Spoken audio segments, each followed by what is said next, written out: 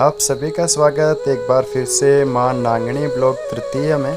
एवं मैं क्षमा चाहता हूं कि आप लोगों को अभी तक दर्शन नहीं करवा पाया हूं मां नांगणी के। तो मैं प्रयास करूंगा कि जल्द से जल्द मां नांगणी की तस्वीर आपके पास हो एवं उनके दर्शन आप कर पाएँ। कितना शानदार नज़ारा है यहाँ का। देखिए, ये बादल ऐसे लग रहा है जैसे यही मैं इनके ऊपर हूँ। मैं भी अभी उठा हूँ भाई, शक्ल के 12 बज रहे हैं और अभी मैं वॉशरूम जाऊँगा सबसे पहले। आश्रम तो यहीं पे देखिए, ये पीछे इसी में मैं रहा। यहाँ पे कोई नहीं था, सिर्फ मैं ही था। और वॉशरूम वहाँ है, नीचे जाएंगे। नीचे पे वॉशरूम बना है वहाँ पे, तो चलते हैं वहाँ। तो ये बन रखे हैं यहाँ पे वॉशरूम। भले ही इतना खतरनाक जंगल है, लेकिन यहाँ पे सेवा भाव बहुत तगड़े से है। देखिए,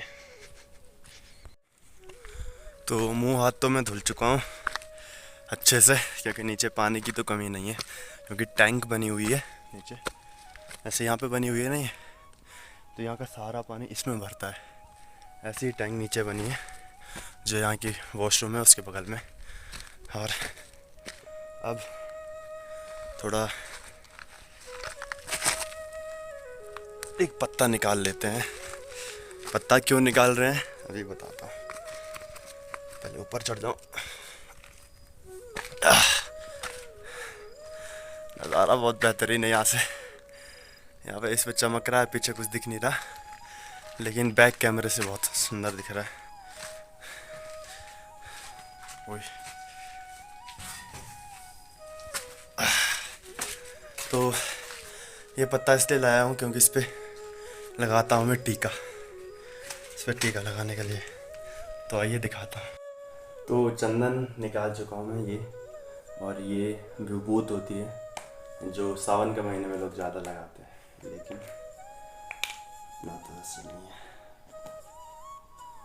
तो ये पत्ता, इस पे निकाला चंदन।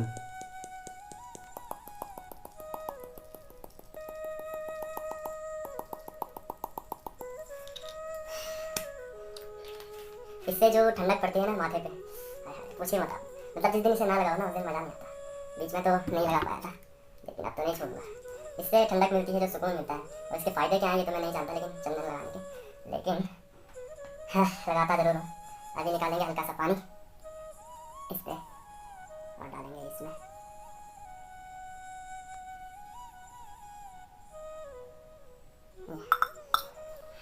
तो डाल चुके हैं इस पर चंदन, और इसको करेंगे मैं थोड़ा।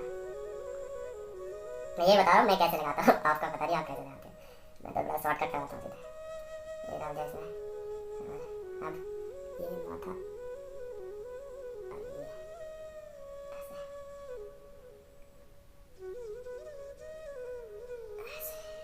तो लग गया ना, देखिए। मैं भी सीधे देख के लगा लेता हूँ। ऐसे लगाते हैं प्रभु जी, देखिए कितना सुंदर लगा।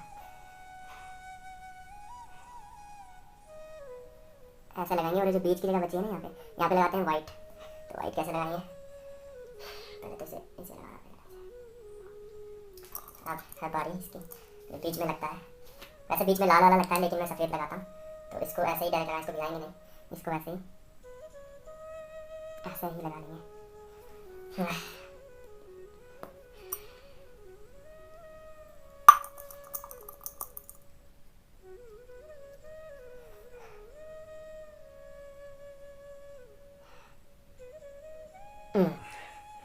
तो प्रभु जी चंदन लग चुका है फाइनली, और इस चीज़ से हो चुका हूँ मैं निवृत्त।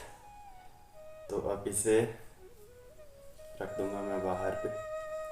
अगर फिर से अगर मैं मुंह धोता हूँ तो फिर से लगाना पड़ेगा मुझे। तो चढ़दे सूरज ढलदे देखे, बुझदे दीवे बलदे देखे, हीरे दा कोई मोल न जाने, खोटे सिक्के चलदे देखे। लोकी कहंदे दाल नहीं गलदी, मैं ता पत्थर गलदे देखे।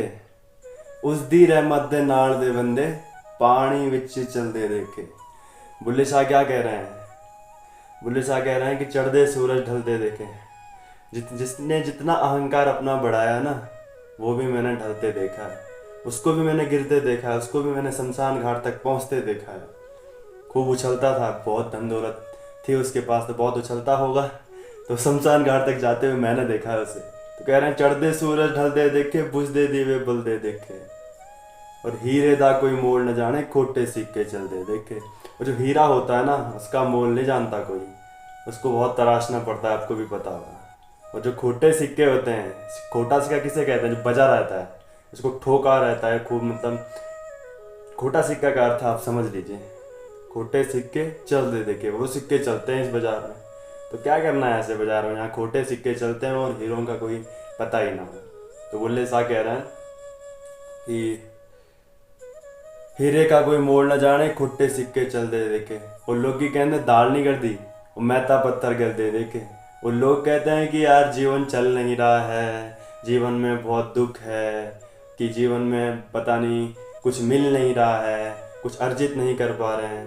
तो यहाँ पे बुल्ले शाह कह रहे हैं कि लोग की कहते दाल नहीं कर दी और मेहता पत्थर गलते देखे। तो वो कहते हैं कि मैंने देखा है भाई, कि जिन्होंने राम भजन किया है, जिन्होंने राधा नाम लिया है, जिन्होंने कृष्ण नाम लिया है, जिसने उन पर ब्रह्म पुरुषोत्तम का नाम लिया है, जो अपने अपने अंदर बैठा है, जिसने अपने अंदर झांका है, उसको मैंने देखा है, उसको मैंने देखा है। तो लोग की कहते दाल नहीं कर दी, मेहता पत्थर गलते देखे।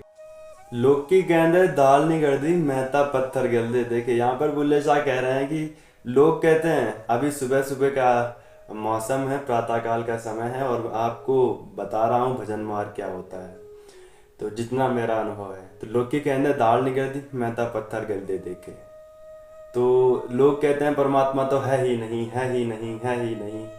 लेकिन बुल्ले शाह कह रहे हैं कि लोग कहते हैं उन्हें कहने दो, लोग की कहते दाल नहीं कर दी। वो कह रहे, लोग कह रहे हैं कि उनकी दाल नहीं गलती परमात्मा के सामने, उन्हें मिलता ही नहीं।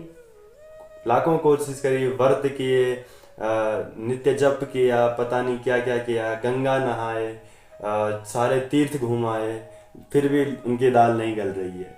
तो लोग की कहने दाल नहीं गल दी और मेहता पत्थर गल दे देखे। और उन्होंने कहा है, बुल्ले शाह कह रहे हैं कि जो पत्थर व्यक्ति भी था ना, उसको भी गलते देखा है मैंने। जो कहता था कि जिसका अहंकार 5वें माले पर रहता है, जैसे राजा भरतहरि थे। राजा भरतहरि थे, वो बहुत बड़े राजा थे, तो जैसे वो थे। तो लोग के कहते दाल नहीं कर दी, मेहता पत्थर गलते देखे। उन्होंने भरतहरि को गलते देखा है भाई, उनके साथ भी कुछ ऐसा हुआ होगा।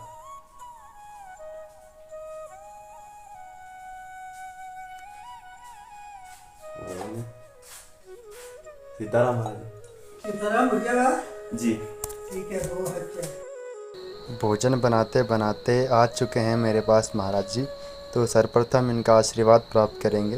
एवं महाराज जी से मैं निवेदन भी कर रहा हूँ कि कृपया जो ऑडियंस देख रही है उनको भी आशीर्वाद देने की कृपा करें।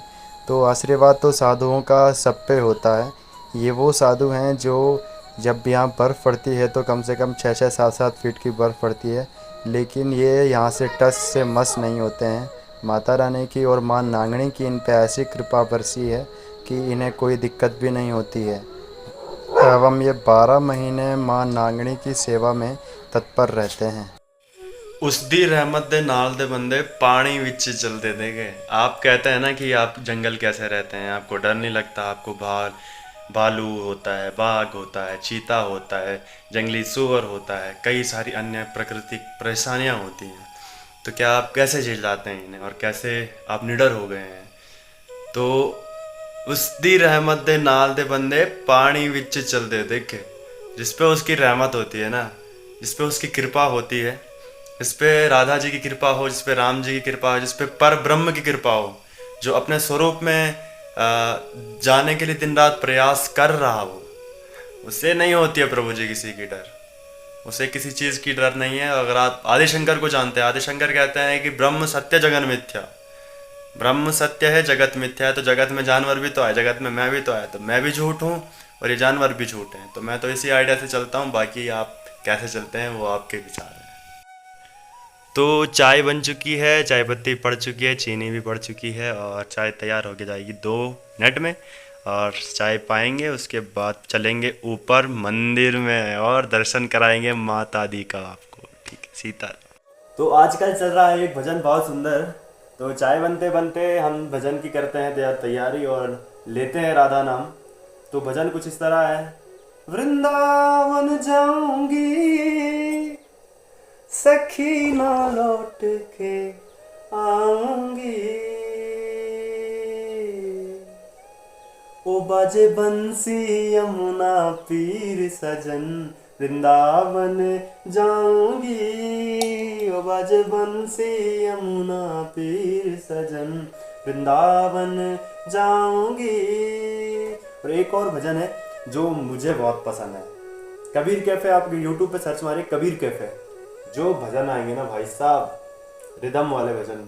एक क्या है, मन लागो मेरो यार फकीरी में, मन लागो मेरो यार फकीरी में, जो सुख पायो राम भजन में, जो सुख पायो राम भजन में, वो सुख नहीं अमीरी में, हो वो सुख नहीं अमीरी में, मन लागो मेरो यार फकीरी में, मन लागो मेरो यार फकीरी में, मन लागो मेरो यार फकीरी में। प्रेम नगर माँ रानी हमारी, प्रेम नगर माँ रानी हमारी, बल्ली बल्ली जाओ सबूरी में, बल्ली बल्ली जाओ सबूरी में, मन लागो मेरो यार फकीरी में, मन लागो मेरो यार फकीरी में, मन लगो मेरो यार फकीरी में।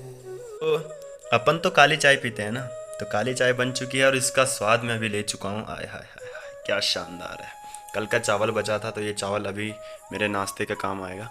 और बाकी तो मेरे जूते बाहर दिख रहे हैं और नज़ारा, ओहो बादल देखो जरा यहीं से, हाय हाय हाय, ऐसा लग रहा है जैसे बादल के ऊपर मैं बैठा हूँ।